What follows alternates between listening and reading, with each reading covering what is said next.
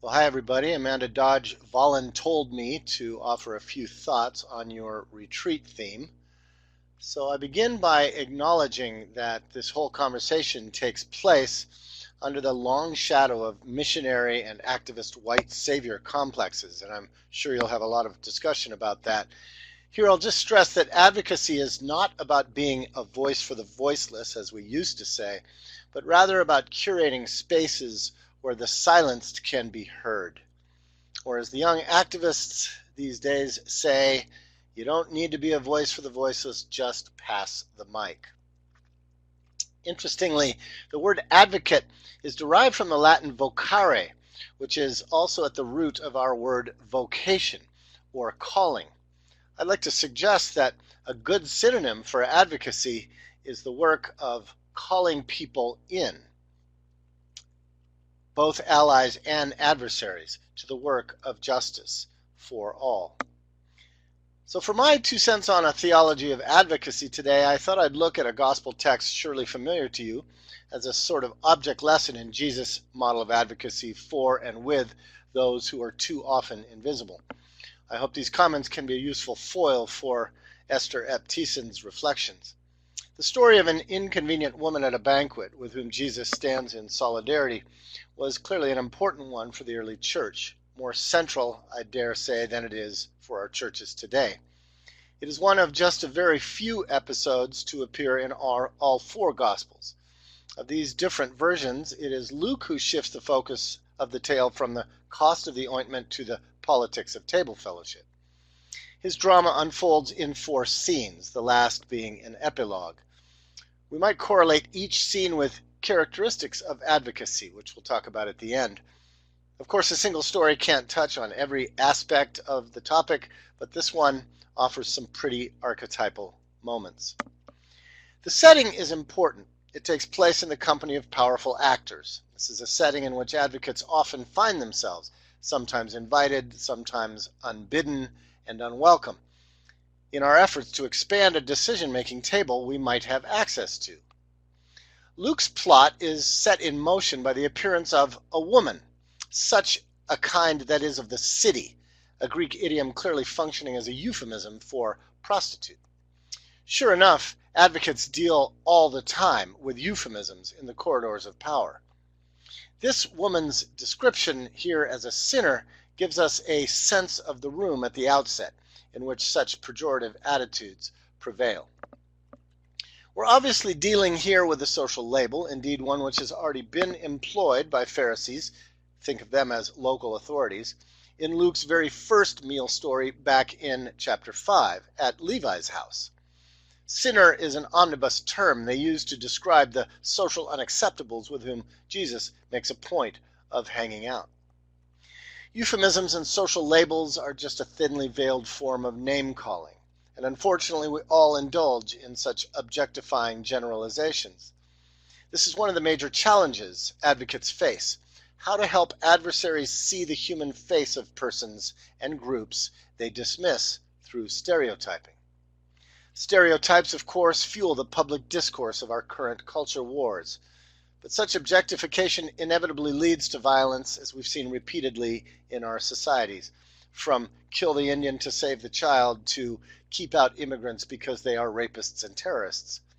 But as this art piece puts it, labels are for clothes, not for humans. Luke's story disrupts this assumption, however, by immediately describing this woman as an agent. First of all, she did the work to find out where Jesus was. How, we might wonder? Word on the street? Maybe been to Simon's pad before? In any case, it implies 2 things. First, that she had a previous relationship with Jesus, which was substantial enough that she felt enfranchised to join him where he was. Secondly, it illustrates that though she is marginalized and exploited, she is a subject who has already taken initiative.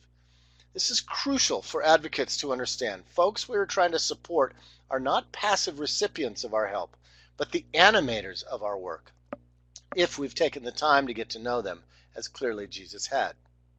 Her initiative now breaks into the foreground as she brings a precious gift to Jesus. Some would say it's one of the tools of her trade. But unlike the other gospel writers, Luke draws our attention to her weeping, the pathos of which is underlined by how she washes Jesus' feet with her tears and dries them with her hair. So we don't miss the awkwardness of this moment. This scandalous behavior goes on for a while. This would have been a spectacle from the perspective of first century propriety. A social outcast, unclean and uninvited, a woman with her hair unbound in public, in the exclusive company of elite males, her intimate, even possibly erotic contact with a purported prophet. It's an etiquette train wreck. But that's the point. The initiative of the invisible is always received as inconvenient and problematic. The Greek verb kleio denotes bitter wailing. Let's not domesticate this non-Western cultural tradition. Lament is loud and disruptive, expressing frustration and rage. A moment captured beautifully by one of Pablo Picasso's most famous and repeated images, both poignant and gruesome. This woman's ministry to Jesus' body is her way of breaking her silence and trusting him to hold her pain. She believed her tears would be received by Jesus. Perhaps she already knew that he was himself a weeping prophet who would wail over Jerusalem at the end of Luke's story. And Jesus does stay with her grief. An advocate must witness to a testimony of pain, refusing temptations to placate or suppress it, spectacularize or reinterpret it, manage or manipulate it. In Luke, suddenly the camera swings around to the Pharisee who had invited Jesus, whose vigorous internal dialogue is now revealed. Note that his concern is not so much this woman, as importunate as she may be. Rather, he questions Jesus' putative prophetic credentials for tolerating her inappropriate behavior, which shames the other men in the room. In his mind, she's merely a sinner, as he seeks to manage this social disaster by recentering this powerful social stereotype. Ever and always the strategy of elites toward those they perceive as second class or expendable. Luke paints a room whose silenced atmosphere is thick as smoke, polarized between the spectacle of compassion around Jesus and the weaponized thoughts of the host. In scene 2, Jesus finally breaks the tension by addressing his host by name, perhaps an effort to humanize the deteriorating situation, and refusing counter-stereotypes. "I have something to say," Jesus offers, ever ready as an advocate to interrogate power. I would imagine that Simon virtually explodes. "So explain yourself already!" Now, given the floor, Jesus changes the subject entirely in order to try to reframe the conflict. He tells a story about debtors, a kind of parable speaking truth to power in a language Simon might be able to hear. After all, the host is himself likely a creditor who knows all about debt default. So Simon awaits Jesus to pronounce a righteous judgment on those stiffs who couldn't or wouldn't pay. Unfortunately for Simon, he wasn't around earlier in Luke's narrative when Jesus taught about the ethics of lending. Having broken the awkward silence, Jesus now makes it more awkward by concluding his parable abruptly, by simply stating that the creditor, without explanation or justification, canceled the debt. Jesus is invoking a story about debt here because it illuminates how this woman was forced onto the street out of desperate poverty bred by indebtedness. He is identifying sin with debt, something he will soon reiterate in the Lord's Prayer. Now Jesus queries Simon about his opinion of this happy ending for the debtors, not the creditors. This look of complete resignation, exasperation, shame, fear, and defeat is what I imagine might have been the look on Simon's face, completely demoralized as he musters the rhetorical answer to Jesus' rhetorical question. He's been forced to acknowledge the alternative world of grace and reciprocity. And that is one of the two central tasks of an advocate: to help with deft social analysis and courageous interrogation the powerful change their lens of what is both possible and imperative. The other central task is to help de-invisibilize the oppressed, which brings us to the third and final scene of this drama, where Simon's night is going to get even worse, because he's clearly not getting it. Jesus now turns from comforting the afflicted to afflicting the comfortable man in a way that seeks to redistribute social power. Notice the politics of gesture. Turning to the woman, Jesus said, "To Simon." That is, by the way, the opposite of how it's portrayed in this painting, because this is hard for patriarchal art to get. We've arrived at the punchline of the whole story. "Do you see this woman?" asks Jesus. Of course, Simon has seen her, but only as a social disaster. He hasn't truly encountered her as a human being with a story and dignity. She has embodied the essence of invisibility in the company of elite males. To venture a contemporary analogy, this very question is the slogan of one organization that advocates for victims of human trafficking, which they call the disturbing truth which hides in plain sight every day. Now Jesus goes on the offensive with a string of emphatic contrasts. Notice the direct statement towards Simon, "you," contrasted with his commendation of the woman in the third person, "she." There's no way around it. This is an extraordinary public shaming of a powerful male leader. In case you think Jesus is being too harsh here in order to be an effective advocate, recall the previous slide. Invisibility kills. This is brave space in which Jesus unmasks a social veneer of civility in order to unveil injustice. Moreover, Jesus' litany also reveals that he too had been disrespected by the elites upon entering that house.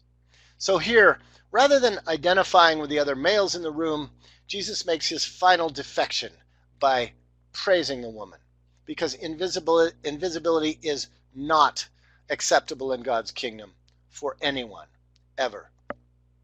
With each of the three contrasting iterations, the field is being leveled. The woman's honor rises with each appreciative recognition, while the host's entitlement is chopped down to size. This is perhaps the most difficult task of the advocate, to stand firmly with the exploited and to settle for nothing short of justice with the decision makers. But Luke's not done. Now comes another punchline. Jesus neither romanticizes nor fetishizes the woman for whom he is advocating. She too is flawed, which is to say human. Yet he lifts her up in her courageous agency and her proactive love, which actually animate grace. So no one will miss it. He explicitly affirms out loud that indeed her sins have been forgiven. The Greek verb here is used by Luke elsewhere also to denote healing illness or release from debt, or leaving one's status quo to follow in discipleship. In other words, it is a jubilee verb. Jesus has just raised the stakes even higher, since the religious leaders gathered around that table would have understood themselves as being in charge of administering the forgiveness business, which is why at this point all hell breaks loose. Now all the fellow diners get into the act, muttering as Simon did about Jesus' inappropriate behavior, full of theological outrage at how he is usurping their role. The dudes are melting down, because this advocate is not just defending an outsider, he's subverting their system. And yet, at the eye of this hurricane, Jesus retains his singular focus on the woman. The men around this table still haven't truly seen her. They're offended mostly by Jesus acting up. Jesus affirms that it was her faith, her initiative, her refusal to disappear that has liberated her, the ultimate acknowledgement of her dignity. Then he simply offers the woman, still unnamed, perhaps as a cipher for every woman who has had to endure such violations as symbolized by the contemporary hashtag #MeToo. He offers her the customary Hebrew benediction, "Go in peace." After all, well-behaved women rarely make history, as this gallery of American and Canadian women demonstrates. Which brings us to the poignant and instructive epilogue to this crazy, contentious tale. We don't know what the angry dudes did in its aftermath, but Luke does narrate two results. In subsequent episodes of the Gospel, it is clear that Jesus increasingly becomes the target of official displeasure and suspicious monitoring by the authorities, But in its immediate aftermath, suddenly a whole bunch of women start gathering with him, both marginalized and mainstream, doubtless attracted by both her courage and his solidarity. And note, Mennonites, that they are building community through practices of mutual material aid. In other words, Jesus is building common cause with those who want to heal from invisibility. And this is the long-term work of advocacy. After the high drama of street demonstrations or courtroom proceedings have passed, to build beloved community with the disenfranchised, and to do so regardless of whether or not one's advocacy changes the systems of oppression. So let me summarize a theology and practice of advocacy as embodied by Jesus that we've observed here in Luke's story, which is a microcosm of the plot arc of the gospel as a whole. These are neither steps nor techniques, but characteristics of advocacy, theological as much as political commitments. First, Jesus had an existing relationship with this marginalized person before any public advocacy was engaged. This reduces the chance of objectifying friends as mere clients. Second, he listened to and embraced her pain, even though it was clearly inconvenient to his hosts, and even when it became intensely disruptive. Third, Jesus engaged the powerful with incisive social analysis, reframing their perceptions of her, putting her situation in the context of systemic economic marginalization rather than moral failure. Fourth, he spoke truth courageously, challenging their insiders' assumptions with her actual story, trusting in the power of testimony. Fifth, Jesus stayed with her through the fray, accompanying her from being invisible to becoming their instructor, however unwanted, maintaining his focus on her reality, not the men's realpolitik. Sixth, amidst the mounting resistance from his hosts, Jesus reaffirmed her agency and dignity. And seventh, in the aftermath, Jesus set about deepening movement building among those whom her courage and his advocacy had mobilized. At its best, the vocation of advocacy is an expression of servant leadership that seeks to build a bridge between those being advocated for and those being advocated to, calling both in to the work of restorative justice. Obviously, such efforts are not always well received, nor immediately effective, as we see in the gospel account. Indeed, sometimes in order to forge a just peace, one first has to disrupt an unjust peaceableness. Theologically, Christians understand Jesus' crucifixion as the personal and political cost of his consistent advocacy. We see the cross as the ultimate bridge of justice and reconciliation in God's great work of forging beloved community, so that in our world we too can build bridges of justice through advocacy, a theme adopted by this center in New York. Amanda is passing out a copy of the summary slide as a reminder of these key characteristics of this work. And so, with my thanks, I turn things back over to Esther Eptison, and thank you for the opportunity to be a virtual part of your conversation today. I wish you clarity, conviction, and courage as you think through what it means to be an advocate in our work.